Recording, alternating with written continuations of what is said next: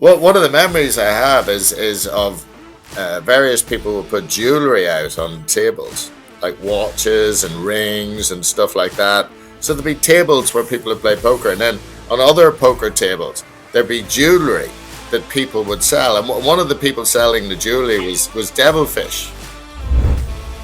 Welcome to a new episode of The Sweetest Deal. This time I'm talking to Andy Black from Ireland, who's been around for so many years and is still a part of the poker community. This is really an exciting talk. This episode is powered by our sponsors and partners at Every Game Poker and Juicy Stakes. Please press that subscribe button not to miss out on coming episodes and exciting announcements. So, Andy Black, good to see you. How are you? Grand. Nice to say. I'm a bit miserable because I played badly in the tournament I was in last night. Where are you now? I'm in the depths of Ireland. So I'm the Irish Poker Tour ambassador. So so it's very deep in Ireland, but the Irish Poker Tour is doing very well. So they're managing to run tournaments where they've never been run before, you know? Yeah. So where is Mayo? I mean, where is it? Exactly. That's exactly the question. Where is Mayo? Even the people who live in Mayo aren't sure where it is, you know? So it's who cares, basically, you know? It's hard to find. Is it possible to say that we're kind of, because I heard other poker players saying that we are coming into some kind of new, not boom, but a new time for poker to get back into people's conscience in not as it was before, but coming back a little. Well, I mean, if you listen to Negreanu and those that seem to have their finger on the pulse, what I believe has happened is that much of the maths or GTO, stuff like that, has sort of continued its progress of filtering in to the general public. So there's guys going around who've never opened a book on GTO, that because the culture is that they're now employing some of the sort of approaches, you know. I see. And so what's happening then is, and this happens regardless of the area we're talking about in humanity, is humanity almost wants to sort of represent itself, stick its head out, yeah? Yeah. So the nature of people is to want to do that. So I believe that's actually what's happening at this moment. And that people, it's a combination of the improvements in the game from technology, but then also the desire to get back to the ordinary aspects of connecting with people. So we're at a very interesting moment, I think. Yeah, it's interesting to see, because I know Negreanu talked a little bit about it. And for example, back in the day when Phil Hellmuth mentioned white magic sometime and never explained it to people, you know, do you mean that's what poker is about outside the maths? Well, I think Phil Hellmuth, that's just his version. You know, obviously not everyone isn't Phil Hellmuth, but he raised a point, which I think that is particularly useful for amateur poker players, but really everyone to one degree or another.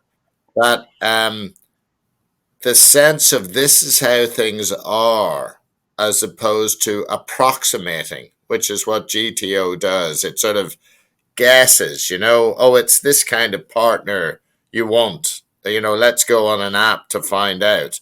Oh, yeah, you should do this. Whereas Phil Hellmuth is going, this is what he has. Yeah. Yeah. I don't think he has anything. I think he has something, which leads to him making folds and calls which people don't understand. Yeah. But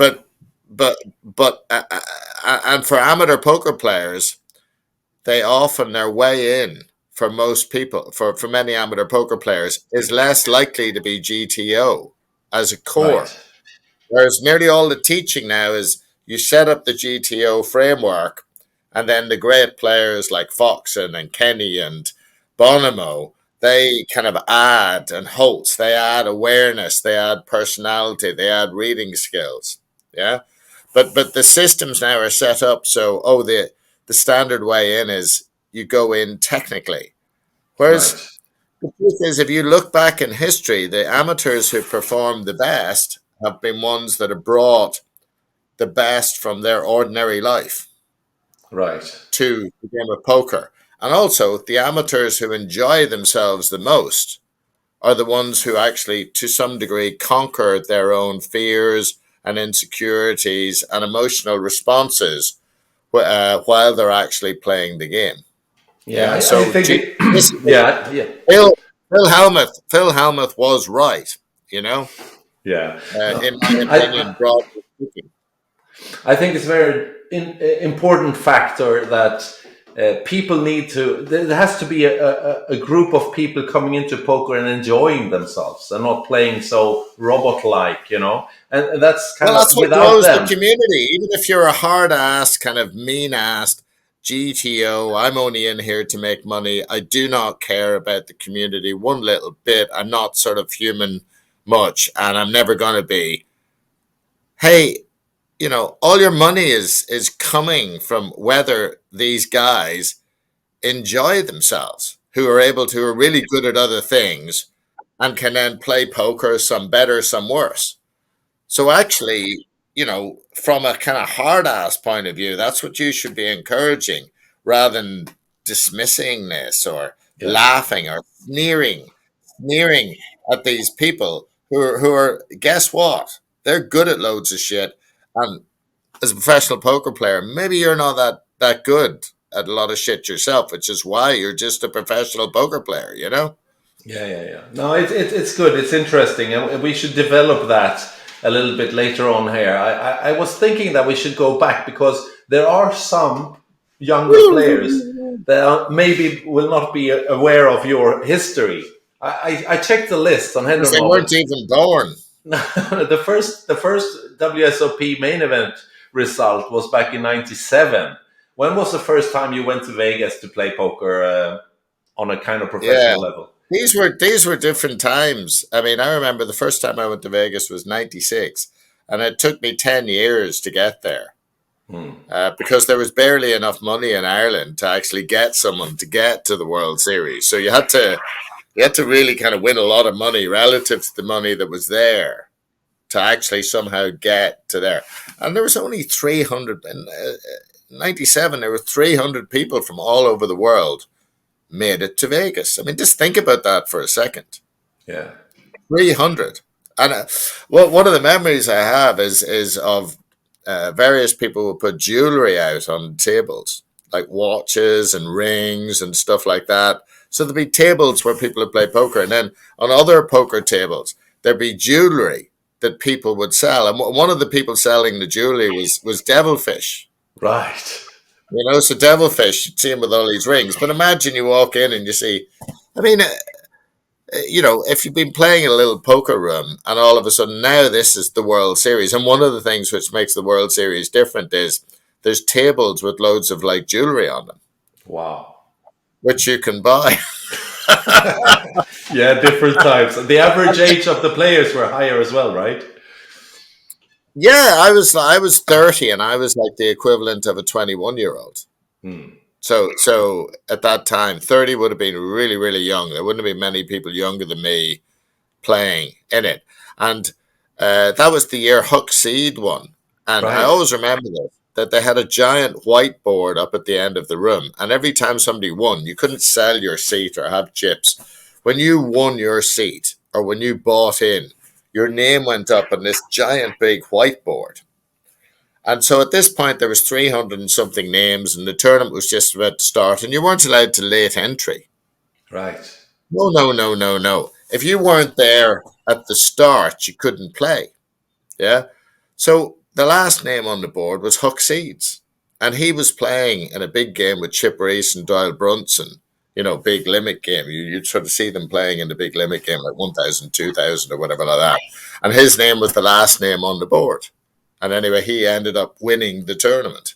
Yeah. Did So, you, did you play against him during the tournament? Were you seated next to no, him? well, I didn't play in '96, and I was just playing other games, and I played in a smaller event, and I made some money. I think I made about 10,000, and then became a poker pro, and went to San Diego and lost all my money. Went back to Ireland. Yeah. Yeah. So I was briefly a poker pro in San Diego. But then the next year I came back and I played in the main event for the first time. And again, about 300 people. But I remember there was one table with 4 or 5 world champions. Hellmuth, Ungar, there's Nanny Dollins. It was the women's world champion. There was Scotty Wen. It was ridiculous. Yeah. Yeah. You're looking at this table. And and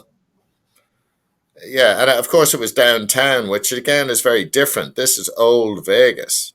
Right. It's a really different vibe down there. If you ever go to Vegas, always go downtown, go to old Vegas. And actually, now that the World Series is on the Strip, it's a reasonable thing to actually stay in old Vegas and get the bus. It's about 4 miles away from the Strip.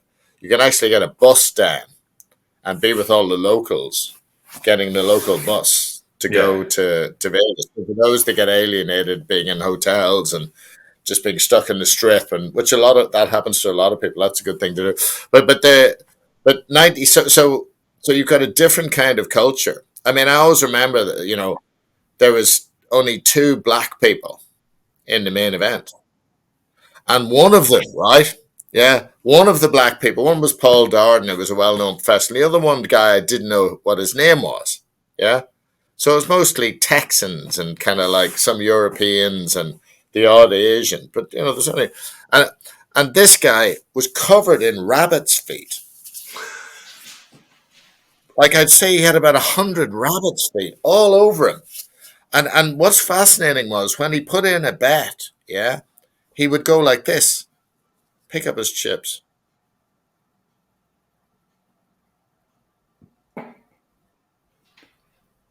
And then, the chips would go in and he'd go. Really? Wow. And he was the worst player ever. And he's covered in rabbit's feet, yeah? And he's only one of the 2 black. So you're sitting there going, what, what? You realize you're in a white environment. Yeah, for sure. Yeah. This guy has made it here into this. So I suppose I'm telling these stories because it was a very, very different world. You were keenly aware that you were one of the 2 or 3 people from your country, because what the World Series is, it's all the hometown champions coming.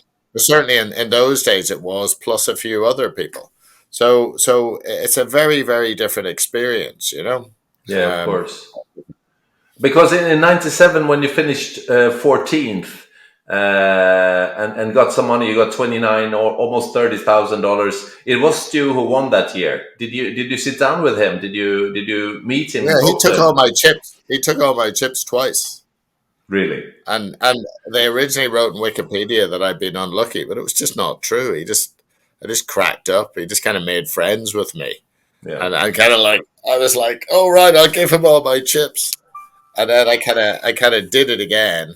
And yeah, but I talked to him. I mean, the next year I actually did a documentary before I went to the monastery, and he couldn't make it downstairs, And there was a real dilemma amongst my documentary crew. So he was going to try and defend the world title for the second time. But he was too wasted upstairs in a hotel room, And I've talked to Billy Baxter, who was backing him, who backed him for that, specifically about this, and Mike Sexton, who passed recently, and but particularly Billy Baxter. And he just couldn't make it, But even the year he won it in 97, I mean, they barely thought he was going to make it through day one. Like he had to leave, and he left before the end of the day for 3 or 4 hours. He had loads of tips, right? But he left before the end of the day to go upstairs for about 3 or 4 hours because he just couldn't be there. He was too fucked up. Yeah. And imagine that. And he still came back and he was one of the leaders. But he couldn't physically sit at the table. Right. And I remember seeing him there when I saw him, and he was the closest I've ever seen to someone who was alive, but he looked dead. He had Oh about a my quarter God. of a Yeah. nose, he was grey green, you know. So, but what he did was he managed to integrate mathematical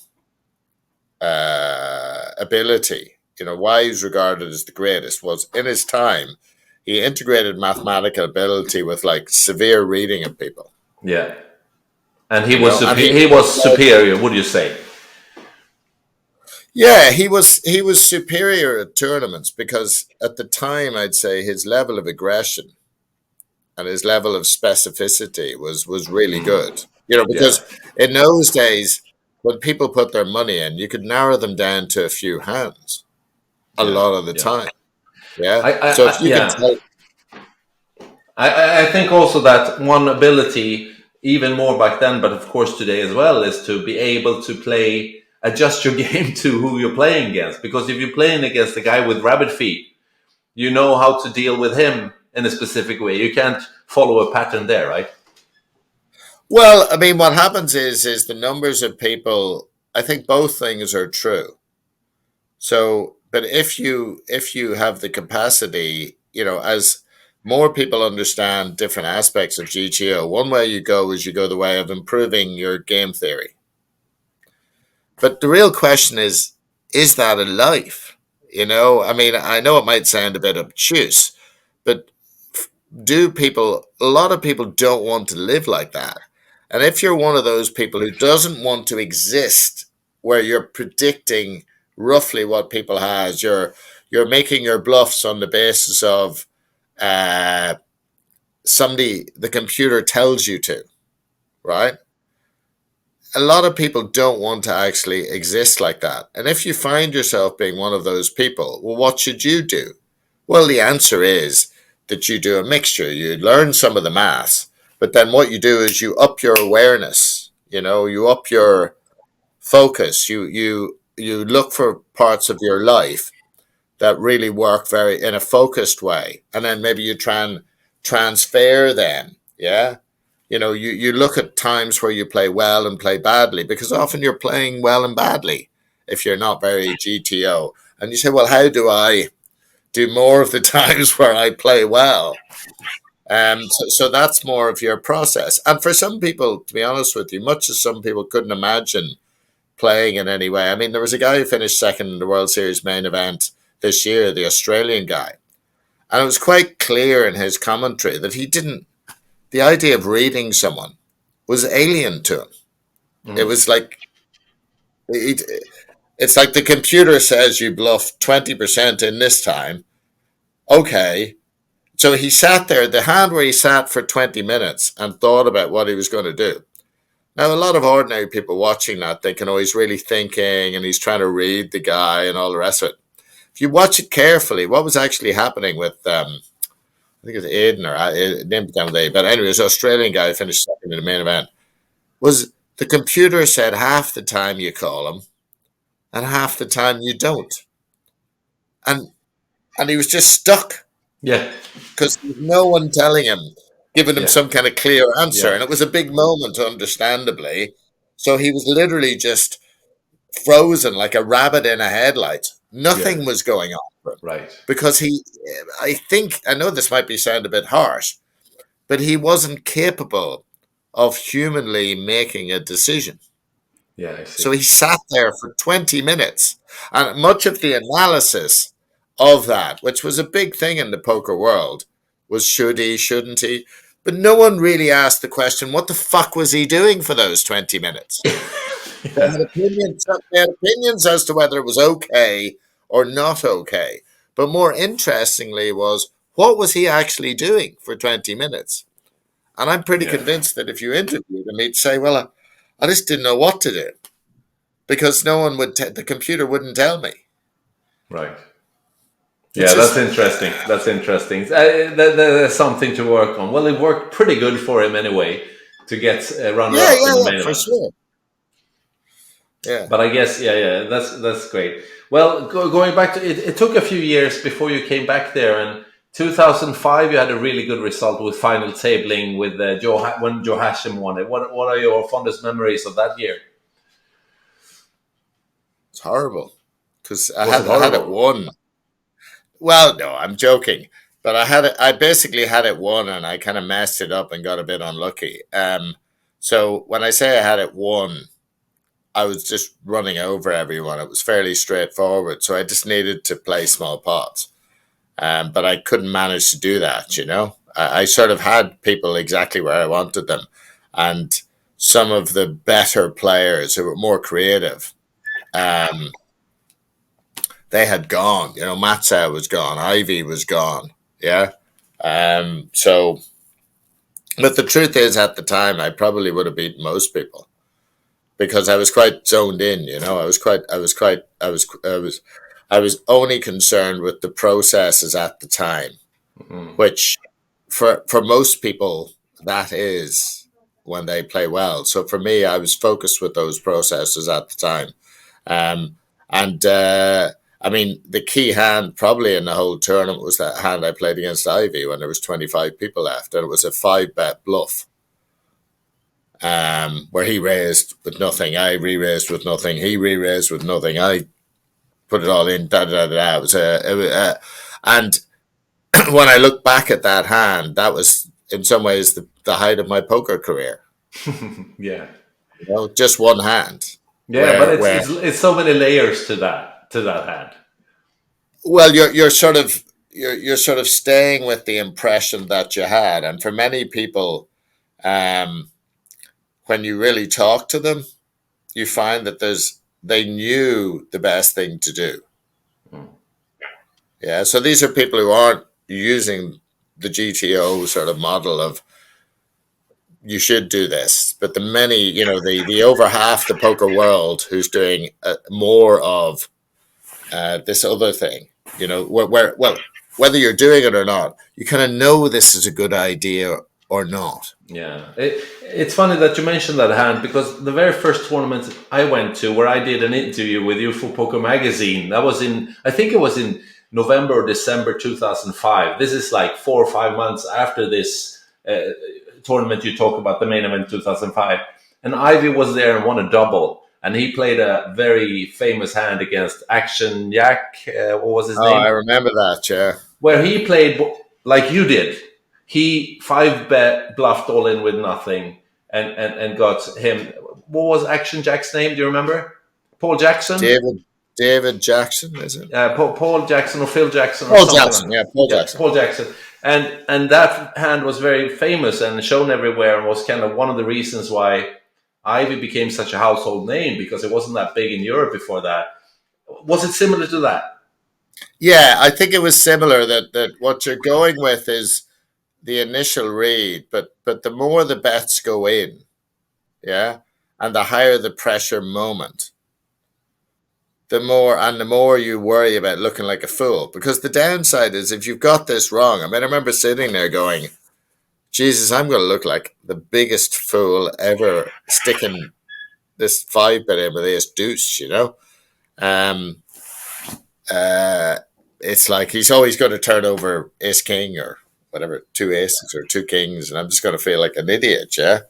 But to somehow hold with what your impression of the hand is or what the other person is doing.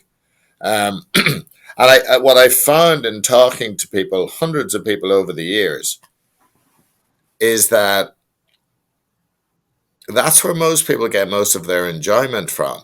Right.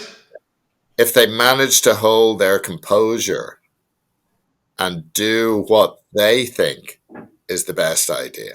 Yeah. You know, so all the attempts I did before trying to do that accumulated in this moment. And that can be the same for other. It's a good way to look at it. If your plan is that you want to do well in some big tournament, which is most poker tournament players, that's what they want to do. Yeah. Then it's the accumulation of all of the attempts that you make to do that whenever the moment arises, that'll give you a better chance of doing it, you know? Yeah, it's great. I remember that. And I mean, you continued to play quite a lot there, and there was a lot of sponsor money. You were sponsored by Full Tilt for a while, weren't you? Or like you had some kind of affiliate deal with them, didn't you? I was reluctant for many years to even be sponsored by anyone because I wanted to be independent. Right. But eventually I kind of cracked.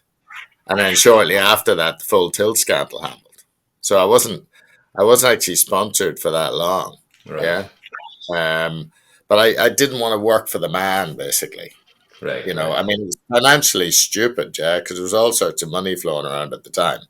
But I've never been that interested in money. You know, I'm more interested in the journey, so to speak. You know. Yeah, but it put you in like you were quite a unique character and so on in the in the poker world, and I guess that's who you are. But it was also something that you knew was working for you. Do you know what I mean? Yeah, yeah. I mean, like a lot of people, I struggle with all sorts of mental stuff in terms of performance. You know, I struggle more than most, I would say. You know, so I've done all sorts of work just to keep. When I look back over 20 years, you know, how did I make it this far? You know, how did I actually conquer my own demons enough to do that? So it allows me to look at other people and not, you know, I get it. If people are struggling with performing, I essentially can see it, you know, because I'm familiar with it. So yeah, and that I'm still doing that, you know. Yeah, yeah, yeah. I'm sure all this experience and your interest in the psyche I know you've been coaching people outside poker as well. Is this the Yeah, ground of why you are a good advisor? Would you say for people who wants to play yeah. and use Well, their brains? yeah. There's nothing.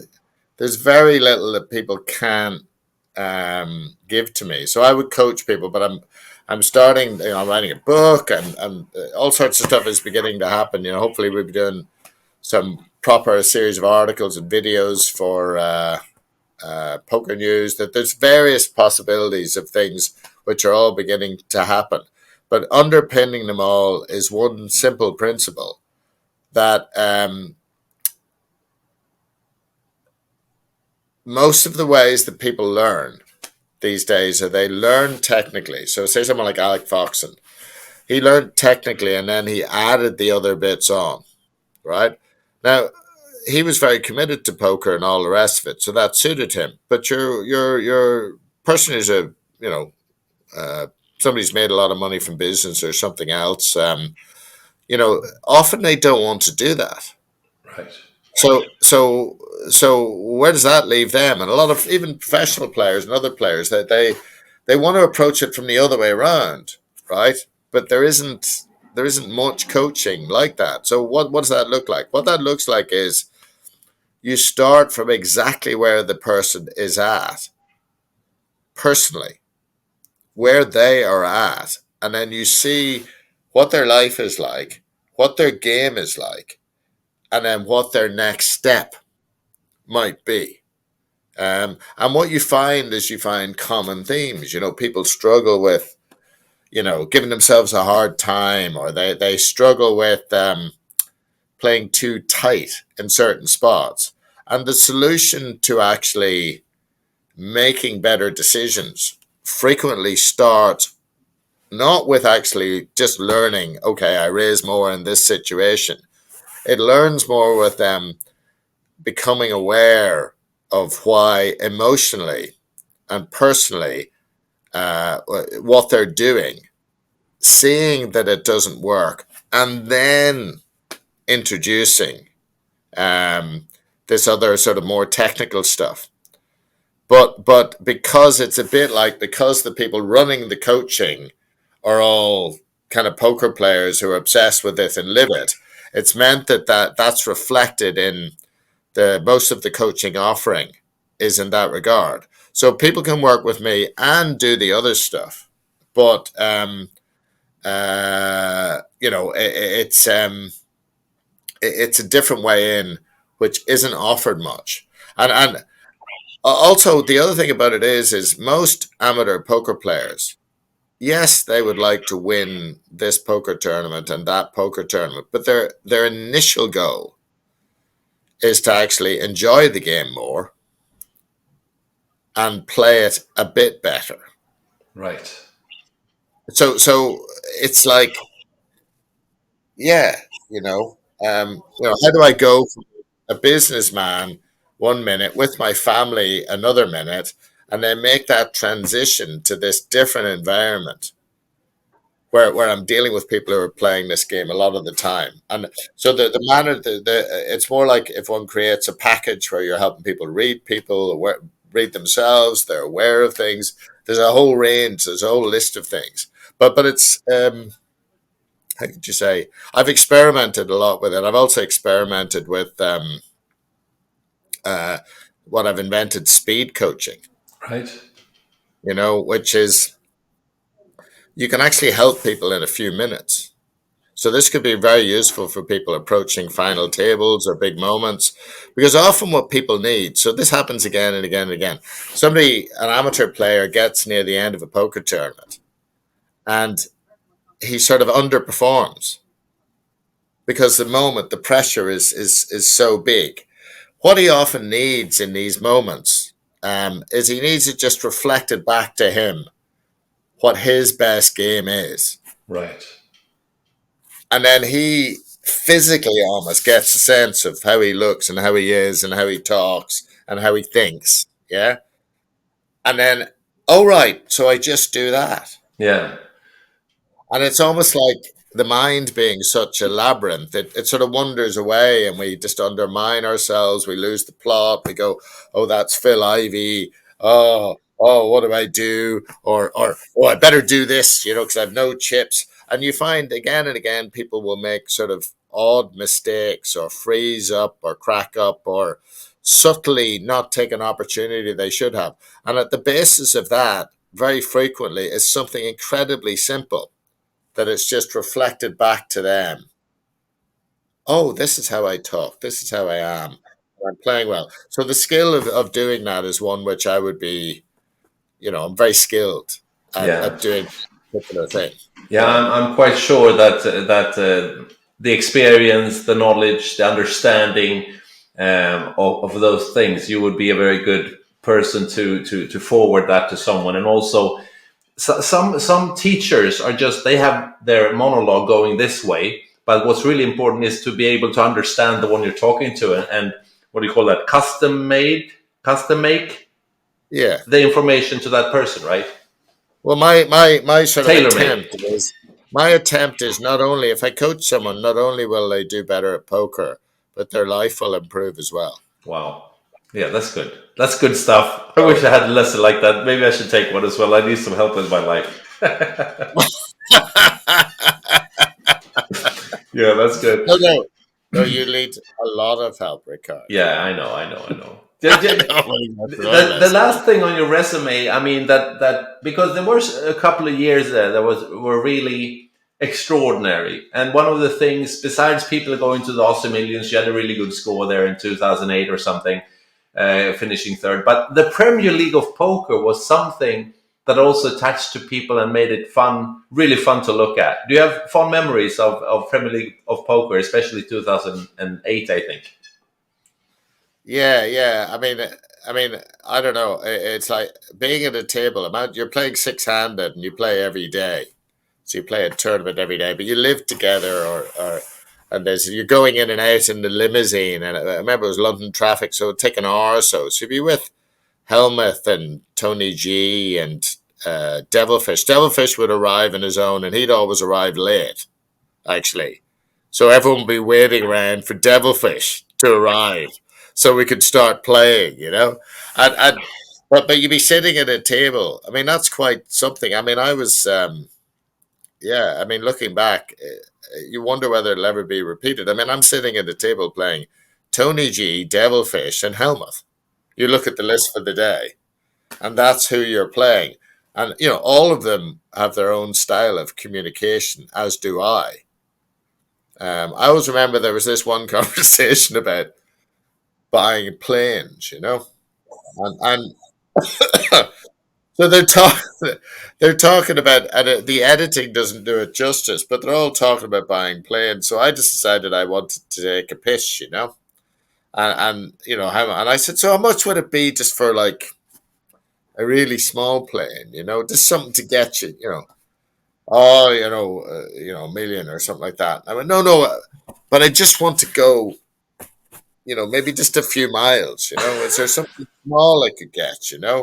And everyone's going into like how much this, and I said, what about those gyrocopter things that James? Could I get one of those? Yeah, and I'm not.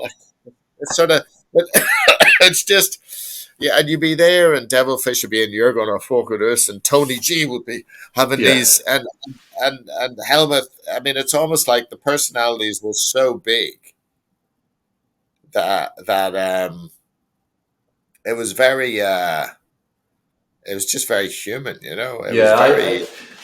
I remember once. I don't know why, but I remember specifically. I think it was three left. There was you, Tony G, and Roland the Wolf. And Tony, Oh yeah. I really like him, and he had a pair of sixes, and he thought he was all in, and kind of called and showed his cards against you at a Oh, crucial point.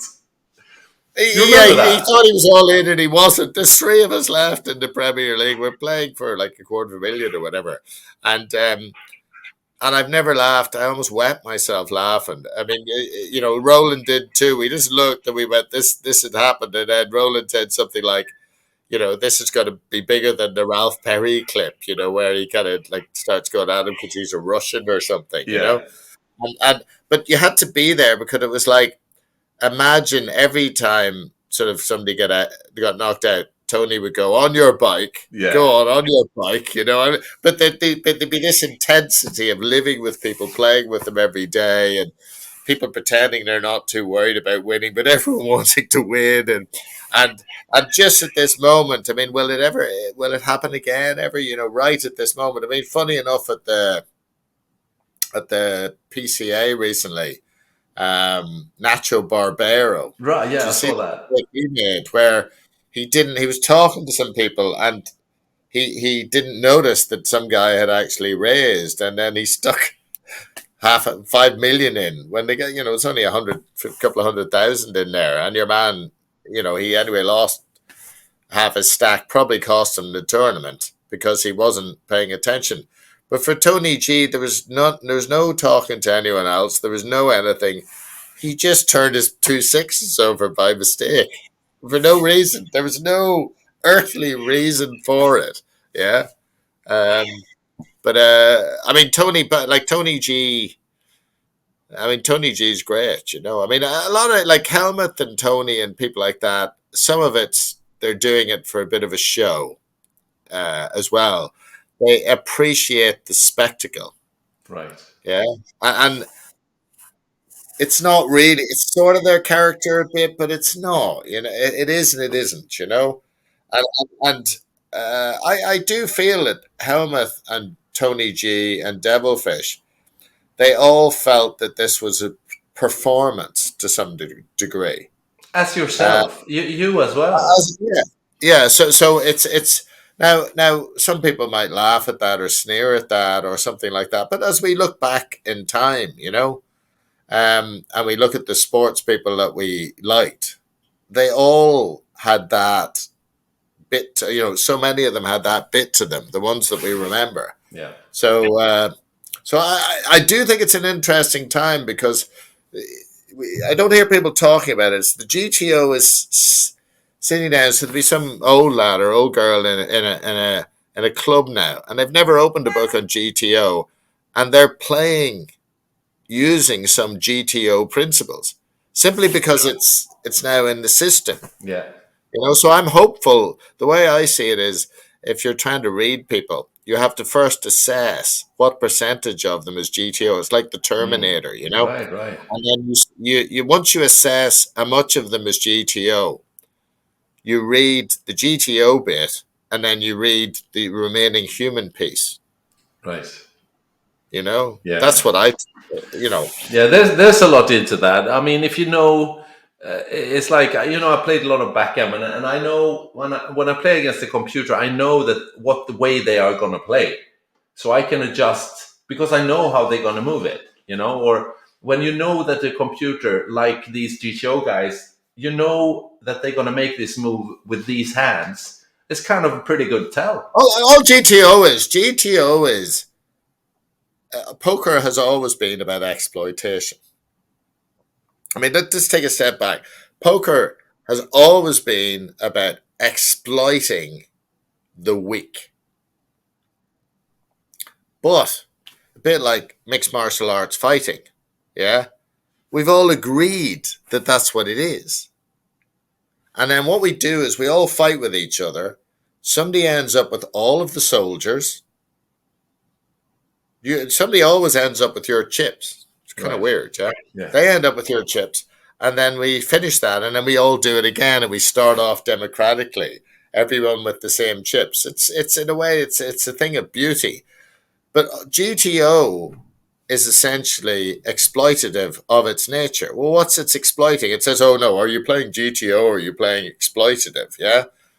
Well, GTO is trying to exploit the fact that other people aren't doing GTO. Excellent. Yeah. Well, it's just a version of exploitation, you know? So the question is, we've all agreed we're trying to exploit everyone. What's the best way to do that? And personally, I don't want I would like there to be enough people in there that are doing it in another way, because they probably can't go the way of just going purely GTO. And I'm there to coach all of the other people who want to do that, another way.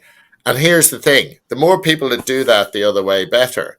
Then the GTO guys and the top guys do both, like the Negrenu's and the Brinkenny, Bonomo, Alex Fox. The list goes on. But if you look down through them, they do both. Of course. They read people better. They instinctively pick up things. They all do it in different ways. And sure enough, the lower level crowd think it's just DTO. Guess what? You can beat them if you really up your game on the other stuff. Right. You can beat them, yeah, because they'll play worse often against other guys who are, betting 20 times the pot or something like that. Yeah. If you're sharper, you can pick up, you can play better than the GTO guys against the weaker players. Yeah, I heard about that. The 20 times the pot, like they call it to punt it, to just punt suddenly and do a enormous overbet, right? Yeah, or they do things which don't make any sense, which allow you not to be able to calculate it. Right, there it is. A good example, a big example recently. So there was a Northern Irish guy who won a satellite, and he finished 12th or 13th in the PCA, and he had a pair of queens, and it went small re-raise, but he was lying 5th or 6th in chips. Yeah. So 6th gets $1 million, and 15th gets 150,000, something like that. And he's lying 6th. And he clashes with the other guy lying 5th, and he's queens, and the other guy's got aces. Now, GTO, I've had a talk with GTO experts about this.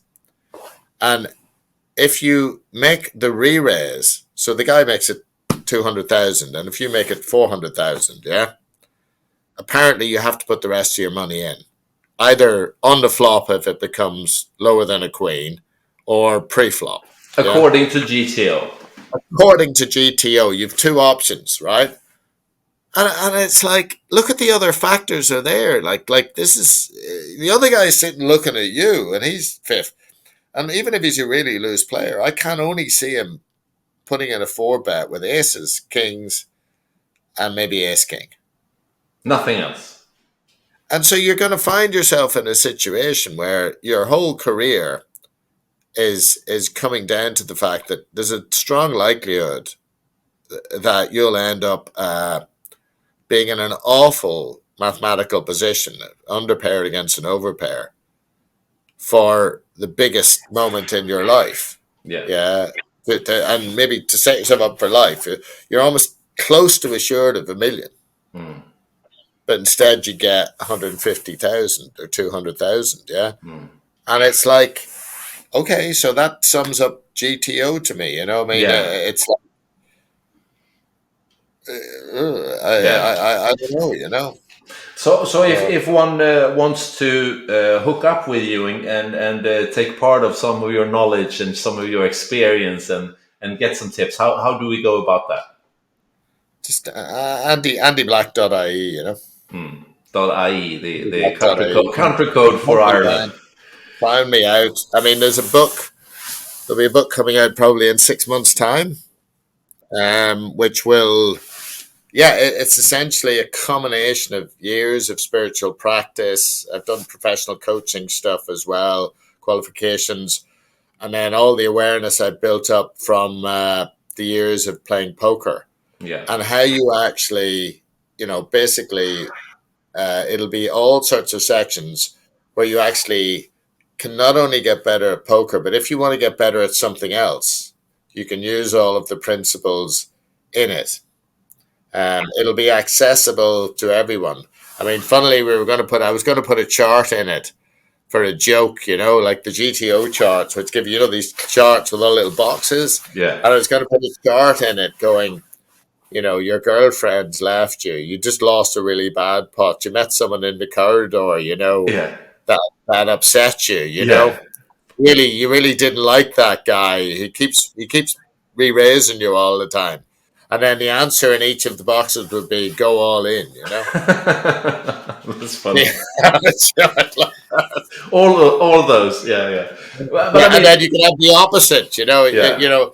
So there's I'd like to think, I'm well equipped from all sorts of